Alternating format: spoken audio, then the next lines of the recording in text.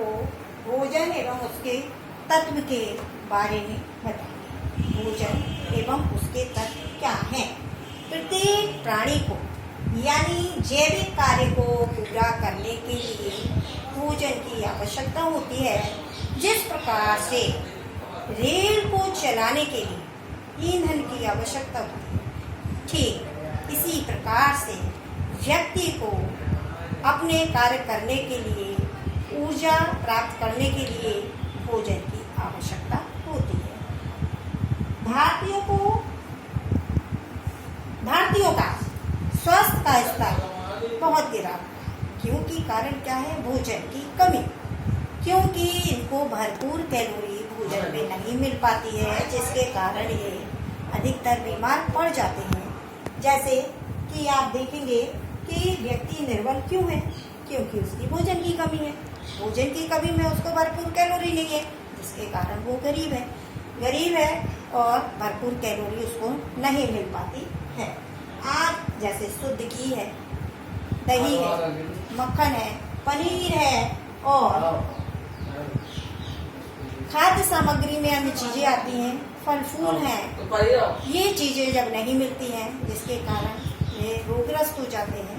कुछ भाग्यवान परिवार होते हैं जिनके कारण वे रोगग्रस्त नहीं हो पाते हैं, भरपूर कैलोरी का सेवन करते हैं। जैसे कि मध्यम वर्ग के लोग हैं जिन्हें सब्जी और दाल की कमी पड़ती है, और निम्न वर्ग के लोग हैं जिन्हें रोटी की भी कमी पड़ जाती है, जिसके कारण वे कुपोषण का शिकार हो जाते हैं, रोगग्रस्त हो जाते हैं। कई रोग उन्हें बीमारी से घेर लेते हैं।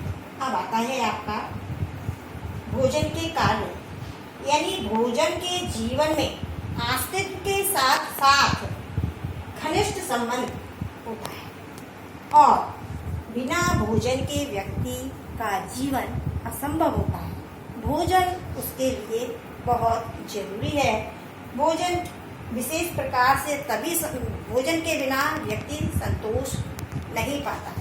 संतोष उसको जब ही होता है जब उसके पेट में भोजन पहुंच जाता है।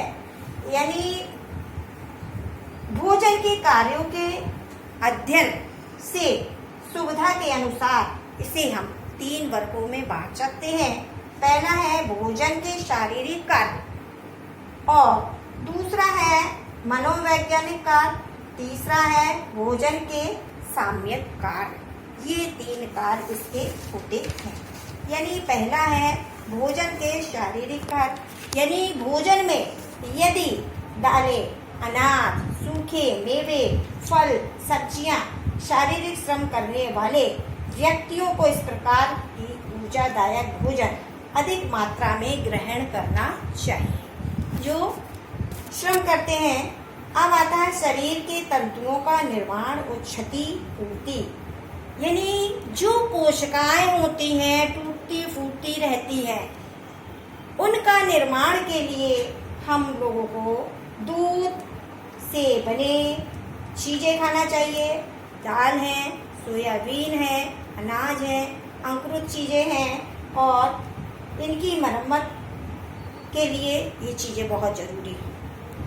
रोगों से बचाव और शारीरिक क्रियाओं का सहायक, यानी रोगों से कैसे बचा जा सकता है, इसके लिए शरीर में क्षमता बनी रहे, शरीर काम करता रहे, स्फूर्ति बनी रहे, इसके लिए शरीर में विभिन्न हार्मोन्स, एंजाइम, रसों का निर्माण होता रहे।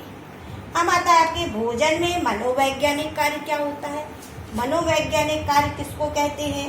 यानी मनोवैज्ञानिक कार्य भूख आवश्यकताओं की पूर्ति के अतिरिक्त मानसिक संतोष चाहती है। भूख मानसिक संतोष चाहती है। व्यक्ति तभी खुश रहता है जब उसको भोजन अच्छा मिलता है, तो मन से खुश रहता है और इसके साथ साथ प्रसन्न भी रहता है और मन उसका अन्य कामों में लग जाता है। अब आता है भोजन में सामाजिक कार्य क्या क्या होते हैं। व्यक्ति एक सामाजिक प्राणी है। सामाजिक प्राणी होने के नाते समाज का एक सदस्य बनकर ही उसे जीवन व्यतीत करना है। और जीवन व्यतीत करने के साथ साथ सामाजिक कार्य में वो भाग दौड़ करता रहता है, काम में लगा रहता है। और जब काम में लगा रहता है तो उसे समाज में रहकर उन्हें सारे कार्य पूरे करने पड़ते हैं।